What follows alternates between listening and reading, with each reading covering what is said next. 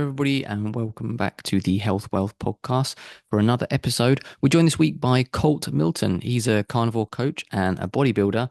He's been on the show a couple of times before. He's a good friend of the show, and we're going to have a really interesting talk this week on bodybuilding. He's approaching a show very soon, and we talk about what bodybuilders go through in the last few weeks before a show, the tips and tricks they go through for really burning off the rest of that fat before trying to pump their muscles up and recover, and how he's able to do it as a carnivore and the differences that makes to what standard bodybuilders would do, and trying to make it as healthy and as easy on his body as possible. So there's plenty of stuff to learn, even if you're not a bodybuilder, about how what we put into our body affects us and the different ways you can manipulate that, whether it's to lose weight, whether it's to grow your muscles. And it's going to be really interesting. There's something that everyone can learn. I've learned stuff on this as well. Let's jump right on into the show. So, Cole, welcome back to the show. How are you on this fine day for Americans?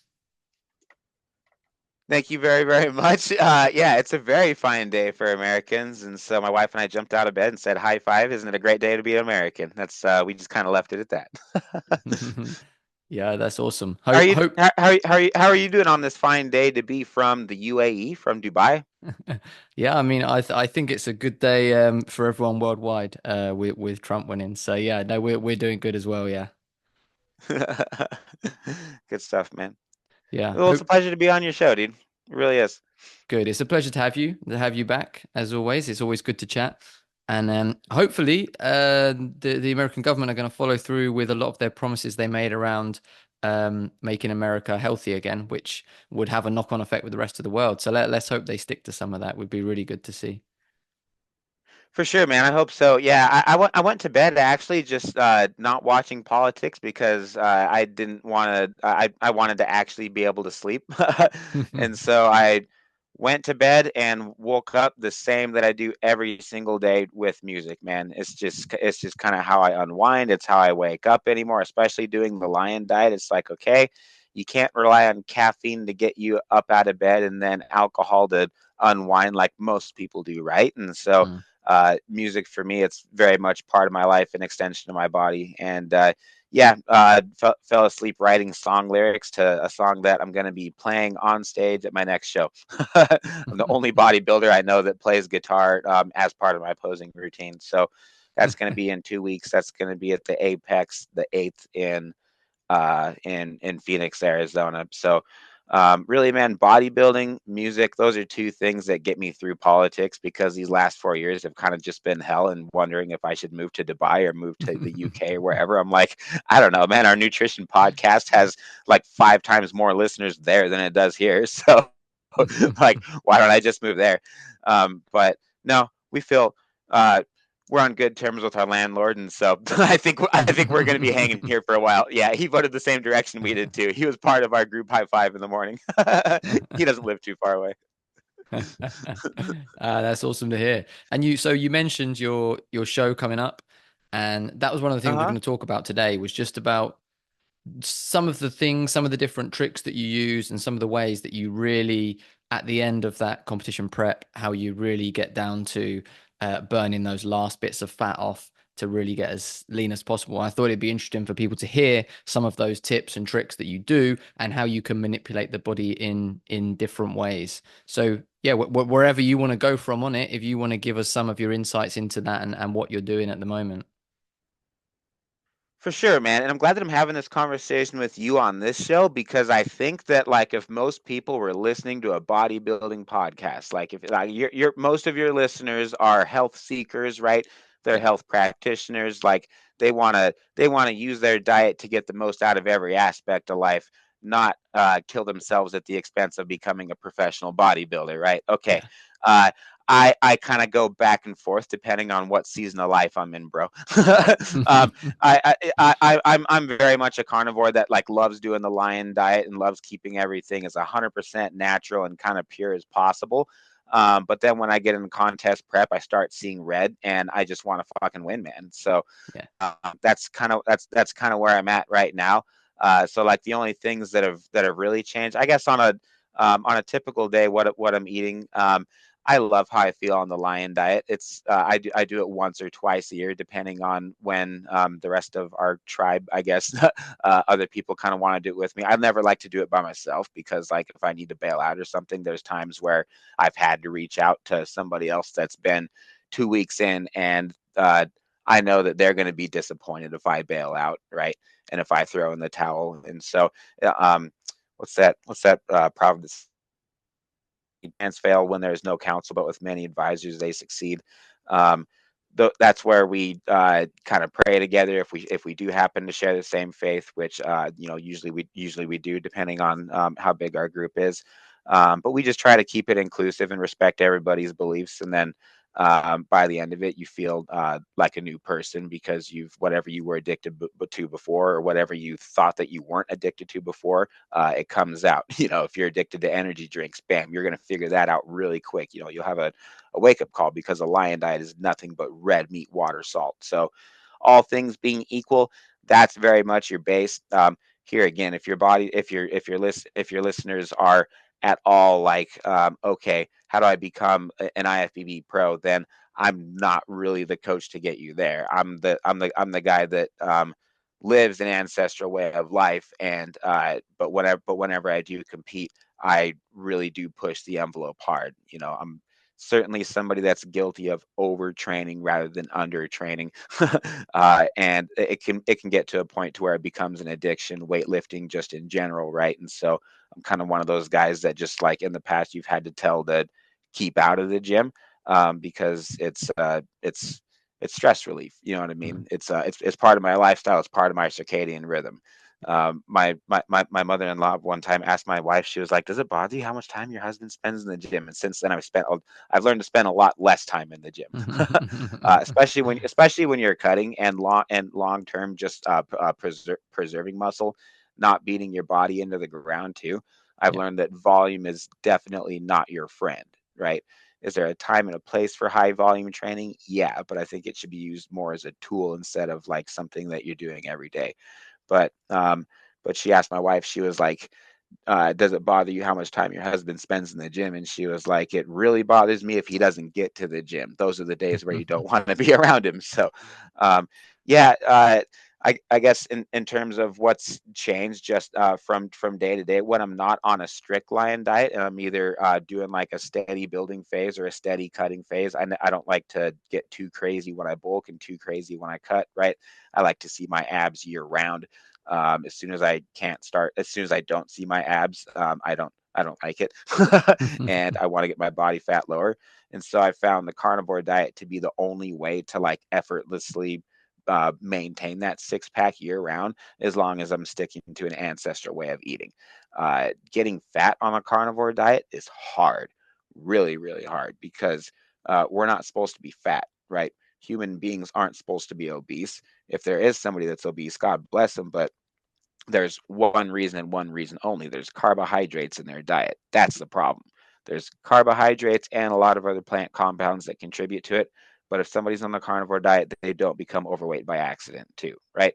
When in doubt, eat like a lion, think like a lion. Everybody has pet cats or knows somebody that has a pet cat, right?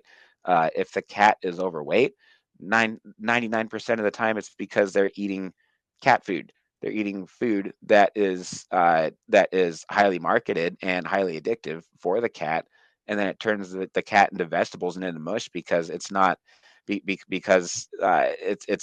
the amino acids and everything from a proper cat diet or a proper lion diet like it should be eating. Humans and lions have like basically the same digestive system. The Bible supports that we like should be basically be eating the same food. History and common sense basically supports that we should be eating the same food as lions. So when in doubt, eat like a lion and think like a lion. And that's just kind of my general rule of thumb year round. And I think as long as you're um, viewing food as nutrition and thinking of it in the context of eating to live and not living to eat, I think you're pretty safe, and it's really hard to gain weight. And it's a lot easier to see your abs and have decent muscle definition year round if you're just sticking to those general rules. So when I get on the contest prep, the only things that are really changing is I'm just really, really on top of my supplement game, and I'm making sure that all of the fat that I'm eating is really, really high quality fat, and all of the protein that I'm eating is really, really high quality protein, right?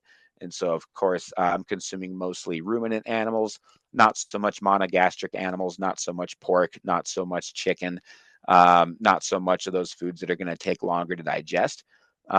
Undercooked meat, especially raw meat, and especially raw red meat, that goes right.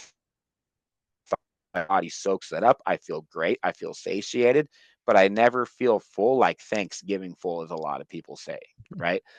I feel full as in satisfied, but not weighted down. Mm. And it's been years since I've had more than probably 5 grams of fiber in a day, with a small exception of eating about, see how much was it? Yeah, 5 pounds of white rice. So a couple thousand grams of carbs to fill out for my show. So we can get into that if you like. That's kind of my extreme uh, protocol that I use to fill out on bodybuilding, which kind of goes against a lot of what I just said in terms of carbohydrates and what role that plays in a proper human diet. Um, but it's the only source of carbs that I ever eat, because it's low in lectins and low in oxalates. And so whenever I do need to use, or do not need to use, but want to use carbohydrates for any for any type of, I guess, athletic pursuits like bodybuilding, for example, in my case, I stick with white rice. Yeah, definitely. I think it's important the point you said about the about how difficult and easy it is because when it comes to losing weight, people always say about, oh, I ate a high carb diet and I lost weight, or I ate this diet and I lost weight. And the fact is that you can lose weight on any diet, but you have to take into account Yep. how hard is it and how good is it actually for your health. Just because you can lose weight doesn't mean anything. So it's making it easy. And like you say, eating the way that you eat makes it pretty easy for you. Most bodybuilders are not maintaining a lean physique year round, are they? And they No. go through big, bulky, big cutting. But obviously, with the diet you're eating, you're able to maintain that. So I think making it easier on your body is a very important part of it, especially in something like bodybuilding, which can be very taxing on your body, right? Yep. Oh, big time. Yeah, I've gone away from bench press, I've gone away from deadlift, and I've gone away from squats. I train like an old man. I'm 32 years old, and I train like I'm 55 or 60 years old. And I've noticed that even a lot of other bodybuilders my age, Robert Sykes, for example, he does all the compound lifts, but most of the training, I've worked out with him in person a couple times, and all of the training that he does in person is that I've seen him do is very, very slow, and it's all unilateral, and the dude's not even counting reps. And so I've made it a point with all of my training to look at every single piece of equipment in the gym and just go, okay, what is this tool used for, and how can I use as little weight as possible to do as much damage to my muscle fibers as possible and spare my joints, right? So like my favorite exercise for a shoulder press is going to be something like a machine shoulder press with chains on it, right? Or bands, same idea. So it's going to be heaviest at the top, lightest at the bottom, where it's going to be the most dangerous on your rotator cuffs. Much better idea than a barbell shoulder press, right? Same idea on the chest. Barbell bench press is just a terrible exercise for muscle growth in the chest. It's a great exercise for strength because you can load up a lot of weight on it.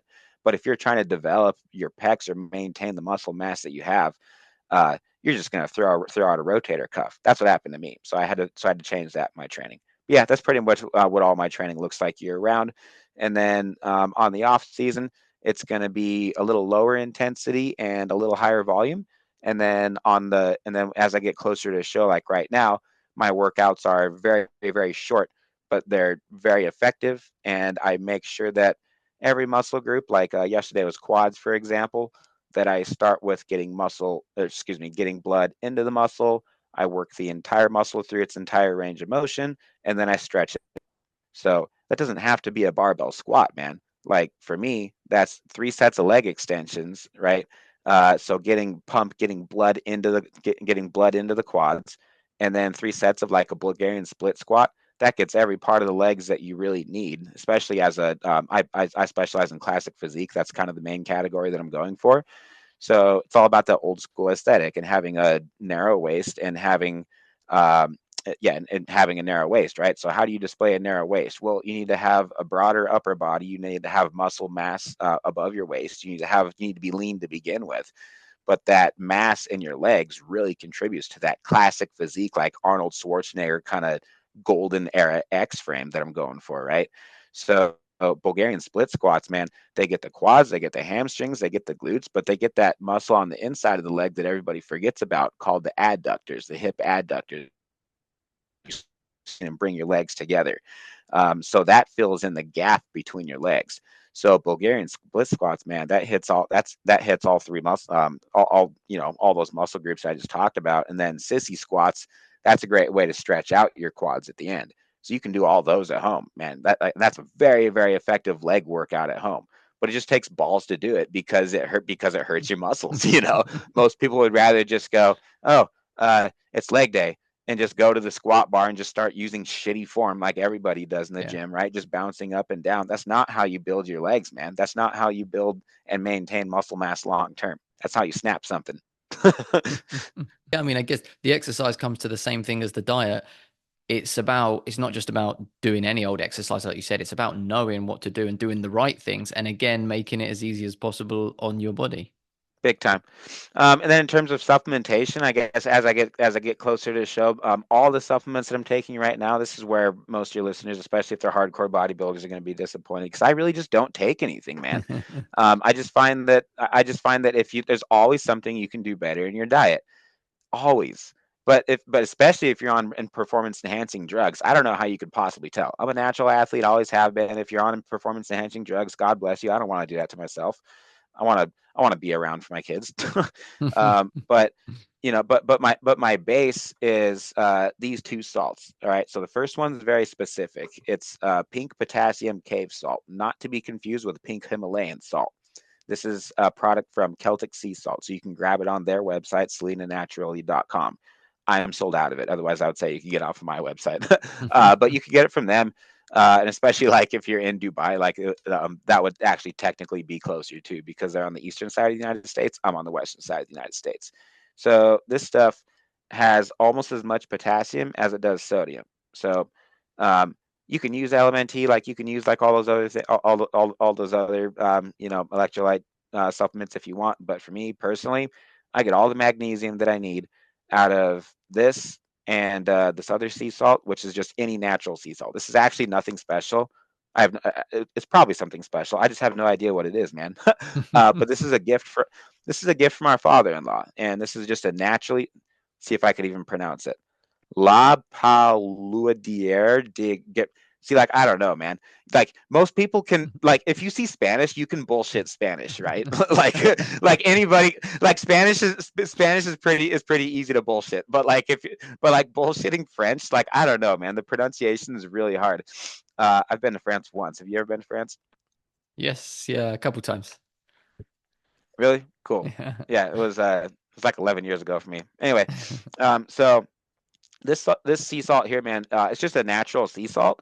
So this and like Celtic sea salt, Celtic light gray, Baja gold salt, all of those are going to have a lower amount of sodium and a huge amount of trace minerals, particularly magnesium. And that's going to be like your best bioavailable source. That or a salt bath in any of those salts that I just described, right?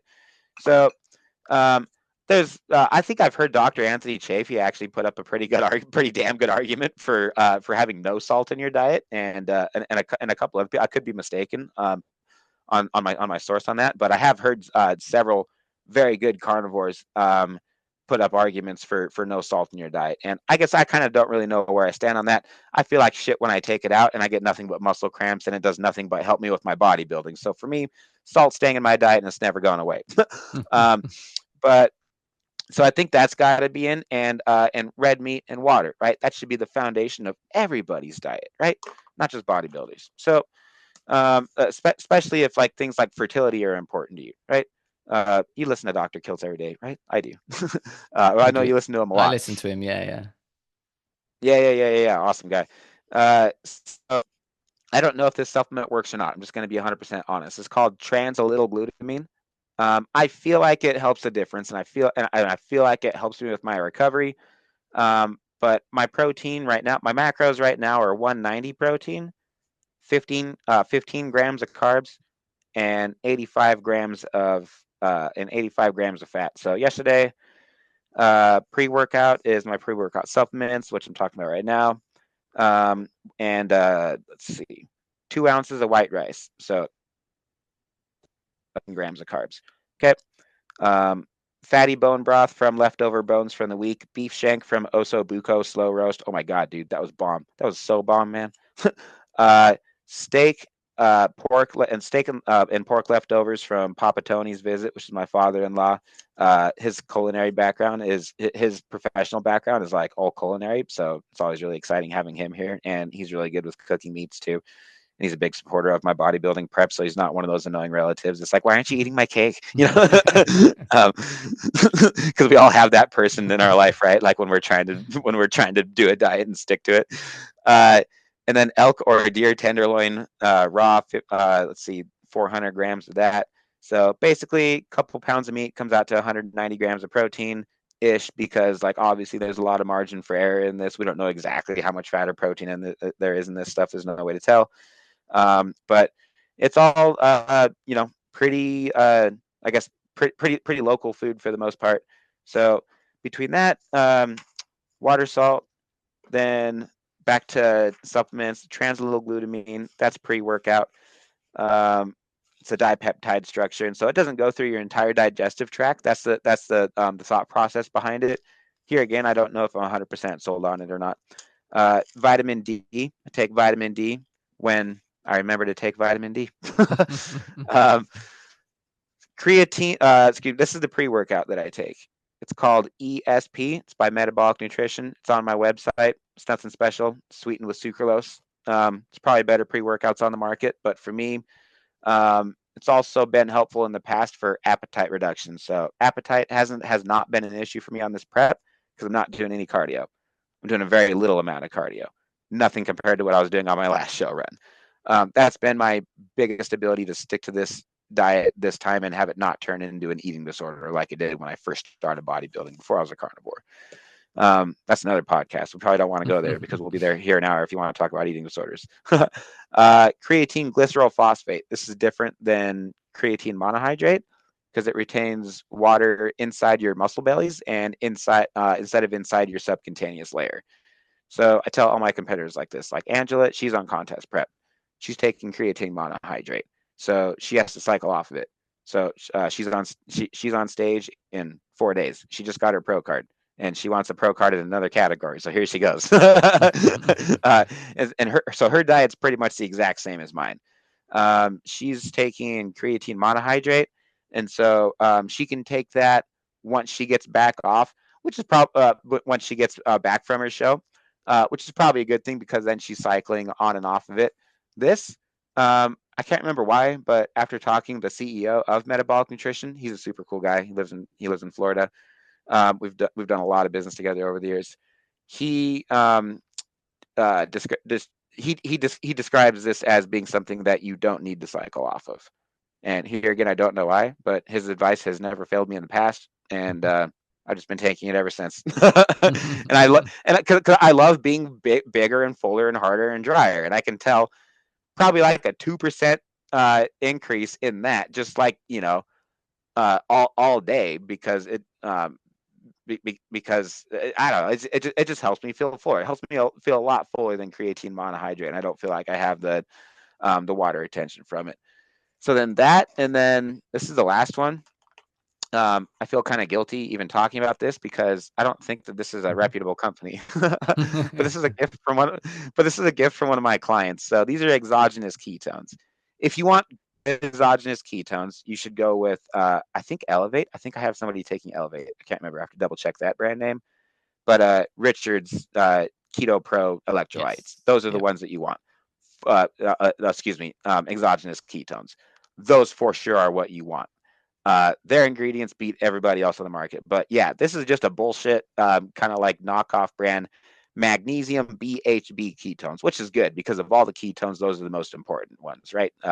BHB, those are anti-inflammatory, those are anti-catabolic. So if I have no energy and if I feel flat during the day, this is how cool ketones are, man. They're used as a fuel source over glucose.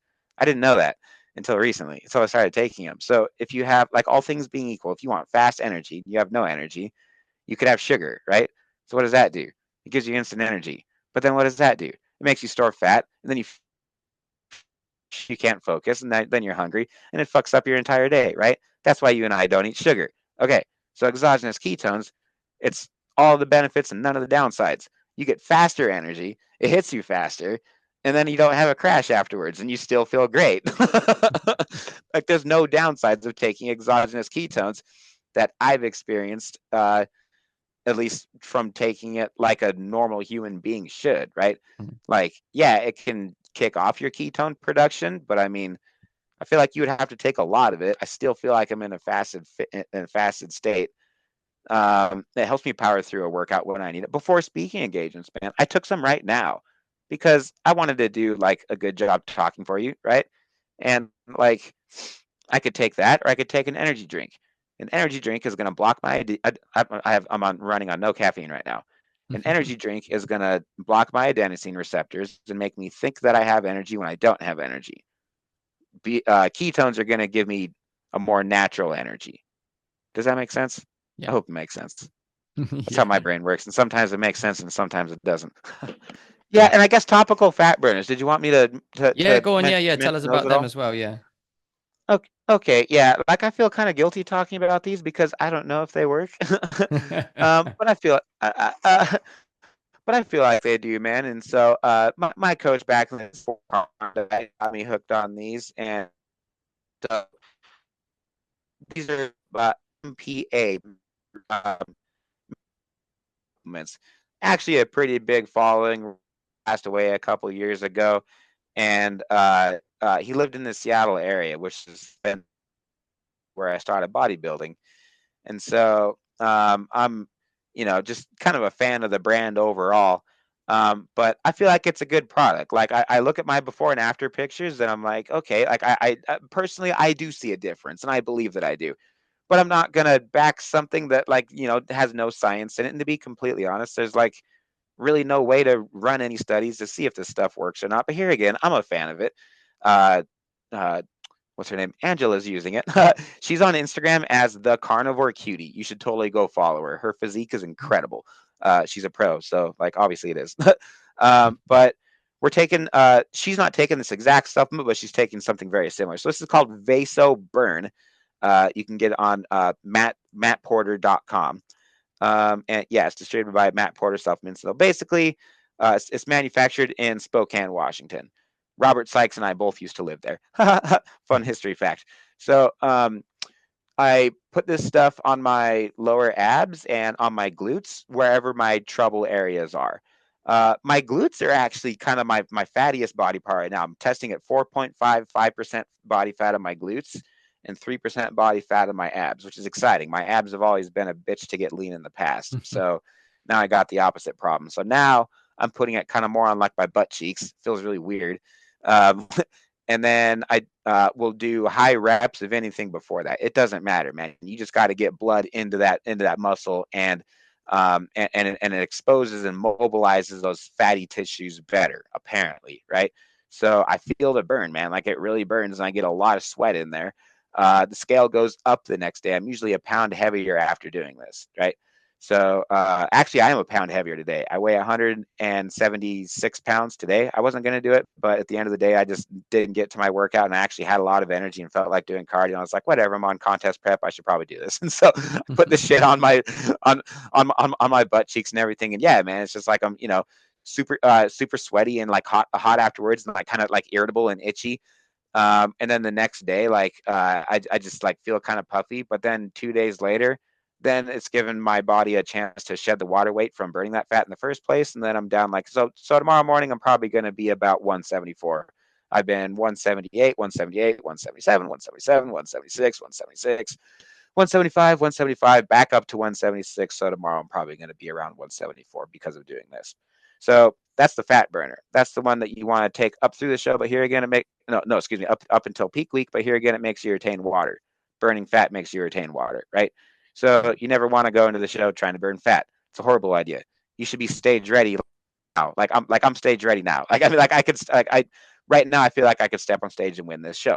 That's the kind of confidence that you have to have going into a show, right? So between now and then, I'm basically cutting a little bit more, depleting myself more, making sure that my body is starved. But this is brilliant bodybuilding advice. So my body needs to be starved about a week and a half out for this to work. Okay. So let's say my stage weight, or let's say my weight hypothetically is 173 pounds. Okay. That will be that's a pound heavier than the last time that I competed. So if my stage weight is, so if my weight is 173, the last time I competed, I was I was 172 earlier in the week, and I filled out to 179. And this time I'm going to be 173, 174 ish before I refeed. So basically, I'm going to be starved of protein, fat.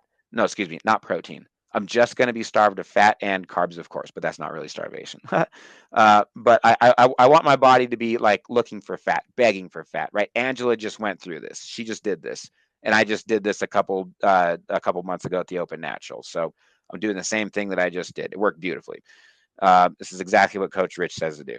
So deplete fats first, and then I refeed fat for 3 or 4 days. So basically, it's my body's like, what? Why am I not getting enough fat? Whoa, here's way more fat than I need. So there's a rubber band effect, right?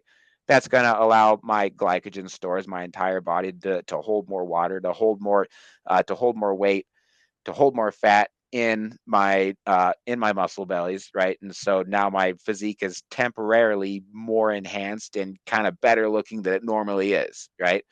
So we got a short window of time to take advantage of this effect and make sure this works.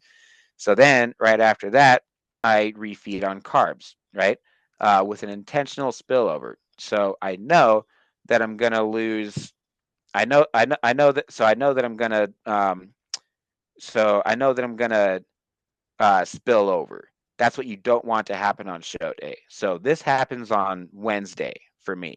Okay, I do a 3-day carb refeed. So Wednesday, as many carbs as I can possibly eat. This is where Rich and I kind of don't really do it the same way. Rich will he tends to have his carbs spread out a little more evenly. My coach in the past had me do a rapid backload and then just kind of clean up the spillover on the back end, which I kind of like better. I don't know, man. It's just one of those things that works for some people and it doesn't. Everybody's body, like we're not supposed to be doing this in the first place, right? This is Yeah. bodybuilding. Like this is just unhealthy to begin with. And so basically my style, man, is I eat as many as I possibly can. So like Angela, I don't want her to spill over. She's eating 300 grams, grams of carbs 2 days in a row to do this. I'm going about 3 or 4 times as hard. So my refeed is going to be taking my daughter out to sushi because she loves sushi. It's her birthday, so I'm going to miss her birthday. I already feel like a piece of shit dad for missing her birthday. She's turning 6. So I'm taking her out. No, excuse me. She's turning 5. Now I definitely feel bad because I got her age wrong. No, she's 4. We have a 6-year-old and a 4-year-old. She's turning 5. But sushi is like one of her favorite foods. So I'm going to take her out to sushi. I'm eating bottomless rice, basically just as much as I can eat. But yeah, the last time that I did it, it was about 12 or 1300 grams. So it just felt horrible. Felt disgusting, right? But just like blew up like a balloon. You don't want to look in yourself in the mirror, like you need to because you're on prep, so you need to see what to do. But like it's embarrassing, man. Like you just feel like you just ruined your life. Not to mention like you got this sugar spike and the insulin spike and everything. So like I wasn't used to that. But like it blows me up like a balloon, right? So then the next couple days, you just got to keep your glycogen full. So then you're eating 200, 300 grams of carbs a day up until the night of the show. Now, some bodybuilders spill over really easily, and some bodybuilders don't. I do. So I can pack away glycogen, but I also spill over. So if I consume any grams of carbs on show day, I'm screwed. I get watery like that. Okay, walking a very very fine line. There's times where I should have got my pro card and missed it because I fucked up my timing on this, and I ate carbs and shouldn't have, right? And then you ruin it. You just blew everything that you just worked hard. That was my pickle, and that's why I was talking this all over with Rich, and he goes, "That's when you need to add exogenous ketones in." Mm. Because they're burned as a primary fuel source even over glucose. So your fuel, because that was my problem in the past, right? I get flat the night of the show, and call outs are always at night, and that's when they decide who they're going to give the pro card to. So if I'm flat and there's another guy that's full, then he wins. so exogenous ketones, that keeps you full throughout the day. So that's exactly what Angela's doing. She's stepping on stage this weekend. So she's gonna call me and she's gonna let me know how full she is, and she's gonna have maybe a rice cake or two, but she is gonna be dry scooping exogenous ketones the entire day. Oh yeah, cutting water too. That's the last thing I don't think I talked about. Okay. Water, we yeah. Water, that's super important. So we load it up throughout the week. This is not healthy, not healthy at all. This is bodybuilding advice, not health advice. There's a difference. So the closer we get to the show, it's as much as I drink as much as 4 gallons of water on Friday. You're just drinking every chance you get. Every chance you get. I can tell you stories, man, of my wife driving like my coach and I both to the same show, and both of us like, and her like, "How you guys doing?" Like, "We're good." Then like a minute later, "Pull over, we gotta pee right now." And like we went and found a back alley, and like I'm amazed that I'm amazed we didn't get somebody didn't call us and send us to jail, man. No, dude, like that's what yeah, drinking 4 gallons of water in a day, man. Like nobody should do that. So then so I cut water at night, and then then you're just dry, man. It's just like vacuum pack shredded, 15 pounds heavier than you should be for like a day, man. And if you time everything perfectly, yeah, it's like you're the Incredible Hulk. And so then just went to my last time I did it, went back to my normal diet after gaining 15 pounds. And then after a week, I was back down to where I was supposed to be. Yeah. So yeah, this next show basically that's the plan. Doing the same damn thing, man. Worked beautifully last time. Now I'm just a little bit leaner and a little more muscular. So let's fucking go. Ready to win. Yeah, that's awesome. And I mean, it really highlights again the point. Obviously, you're taking things to extremes with bodybuilding, but it highlights the point again of how easily it can affect your body, what you're eating and what you're putting in your body. You know that you're making these drastic changes by pushing these different levers and doing it. So it just again highlights for people how important it is what goes into your body. And obviously, like you say, for most people, they don't need to go to the extremes that you are because they're not bodybuilding.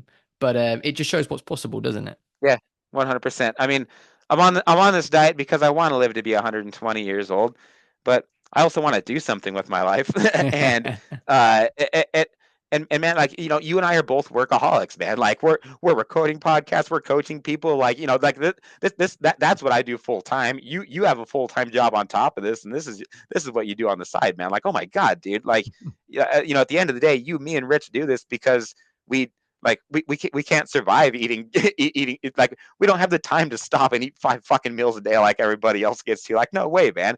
I have time to go do everything I do throughout the day, come home, eat a bunch of raw meat, and go to bed and make sure I weigh it and so I'm on point with my diet. Eat to live, don't live to eat. Yeah. Yeah, completely. I think that's a great point.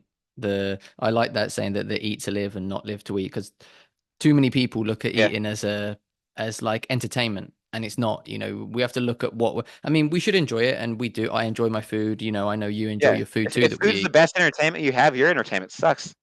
Exactly. Exactly. It's remember what you're eating Get some for. better entertainment. Yeah, get some better entertainment and look at what it's for. It's for nutrition and put that first, nutrition, but then also you can also enjoy it once you're eating the right foods. But yeah, you've got to Yeah. look at why you're eating. Why do we need to eat? We don't need to eat for fun. We need to eat to survive. So how far out are you now from your prep? You said like a week or so, 17 days to be exact, sir. 17 days. Okay, awesome. Yep. So you're really pretty much Yeah, there it's gonna now. be the Actually, and if I seemed like a little thrown off by that phone call earlier, is because like I just registered for this show and it's in Phoenix, and I just got a phone call from Phoenix, and so it's probably Uh, them talking to me about the show and making some coordination. Al and I are flying in on Thursday, so that because of what I just said about the carbs and everything, that's going to make us retain a bunch of water, and so that'll give us a day or two to hit the sauna and everything. Make sure we're yeah. both hard and dry for the show. And then I tell every bodybuilder the same thing. Whenever you travel anywhere for a show, make sure you leave Sunday open. Like, I don't care if you're just we're gonna meet Carnivore JT there, and Oh, so because he nice. lives in Phoenix too. Yeah, so I'm like, I don't know, maybe that was him. So like, yeah, man, lots of planning, lots of excitement right now. But like, if you do a show, like, you should be in the best shape of your life when you step on stage. But realistically, most people are so damn nervous that they look better the next day after they just eat a bunch of food and actually fill out. Yeah. When I did the Open Natural this last show, I didn't actually compete. I was a guest poser, and so I did that entire prep protocol because I was hosting the event and I was one of the guest posers. There were a couple pro bodybuilders that we brought in too, that did some guest posing, and so it was a big honor being alongside these guys.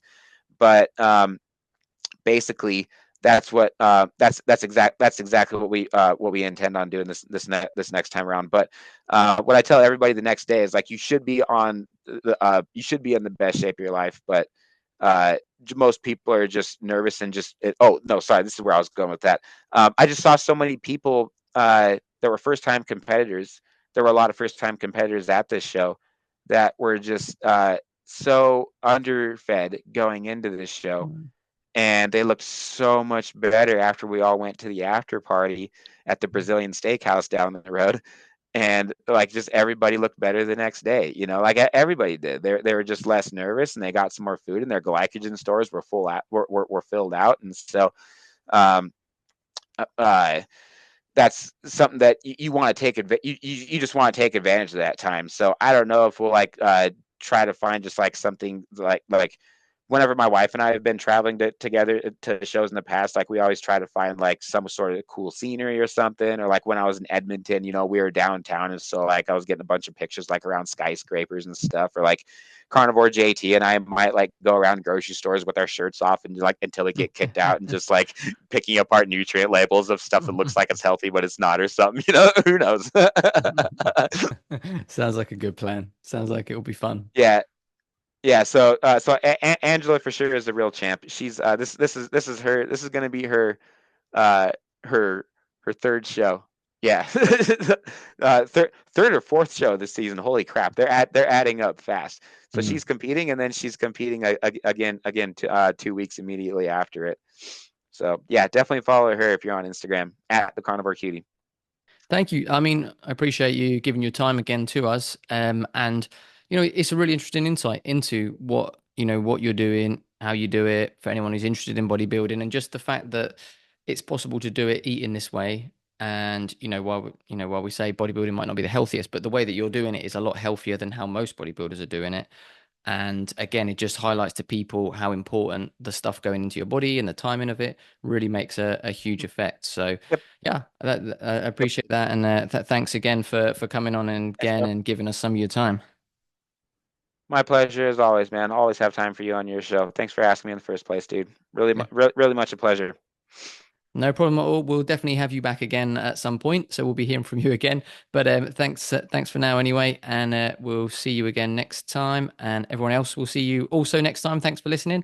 And let's get optimal together.